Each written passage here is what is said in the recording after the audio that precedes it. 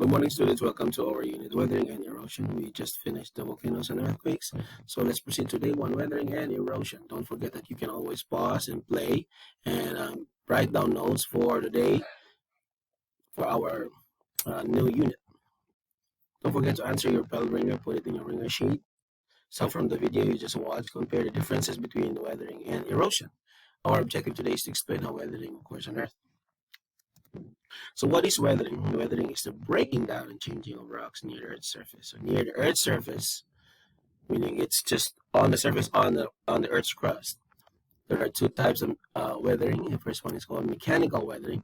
It happens when physical forces break rock into smaller pieces. The smaller the rocks, the easier for them to be weathered away.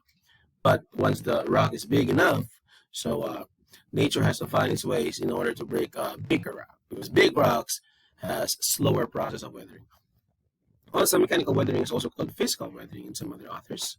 When it doesn't change the rock's composition, it is called mechanical weathering. It happens in three ways. First one is called frost wedging. Remember the words in red in this PowerPoint video. You don't need to copy them, but it's being discussed in the next slide. So first type of mechanical weathering is called frost wedging. See, when water enters the cracks during a rain, especially in mountainous areas or areas that is also cold, when water freezes, it expands. And so as it expands, it also expands the break, eventually breaking rocks apart. So that is frost wedging. Second one is called unloading. When pressure underneath is released, causing these rocks, especially in igneous rocks, to expand and then crack. So when it cracks, these slabs of outer rock separate and break loose, which is called exfoliation. The exfoliation of these rocks is recognizable in this batholith structure. Third one is biological activity. It refers to the all living things, plant roots, fungi, animals that make wedges into rocks and then breaking them apart. So that is types of mechanical weathering. There were three types we have here: frost wedging, unloading, and biological activity. Another type of weathering is called chemical weathering. In chemical weathering, it is so different with physical weathering because in physical weathering, the rock's composition was not changed. But in chemical weathering, the composition of the rock changed. It's called chemical change. It's a transfer of rocks into one or more new compounds. When the compounds in the rock has been changed, it is called chemical weathering. It is caused by these agents of chemical weathering like water, oxygen, and carbon dioxide. Well, water is the most important agent of chemical weathering because it picks up and mixes with gases in the atmosphere. And so it reacts with rocks and breaks them apart in a number of ways. Oxygen also causes oxidation of metal minerals. So example, the rust in rocks that has iron in them turns red to brown, brown to red, and the like because of the oxidation where oxygen combines with the metal element iron in rocks.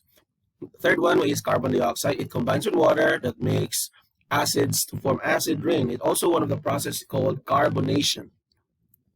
So those were the three agents of chemical weathering.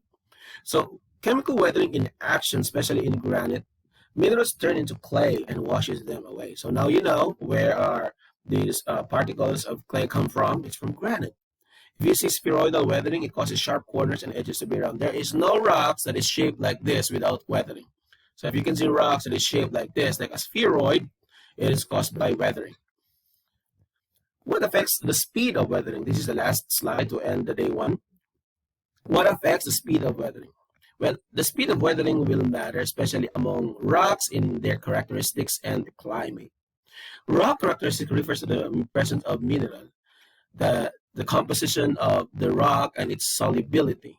So with the minerals, the composition and solubility, if you're going to look at this graph, the rate of weathering, it's slow and fast, the arrow. You have soft to hard in the mineral hardness and the rate of weathering. Meaning the rate of weathering for soft mineral is so fast. If you're going to soft mineral hardness is fast. But if the mineral in the rocks is hard, the rate of weathering is slow.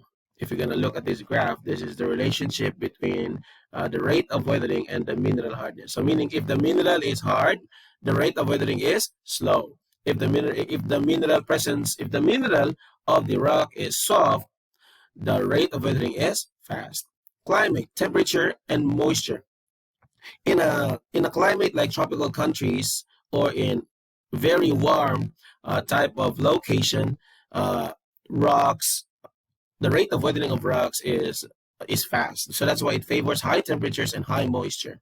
So in places where there is a lot of sunshine, lots of rain, especially in tropical countries, the speed of weathering is fast. So that is the lesson for day one. We talk about weathering, physical weathering, and chemical weathering. We also talk about the agents of chemical weathering, and then we talk about what affects the speed of weathering. It refers to the characteristics of the rock and then the climate.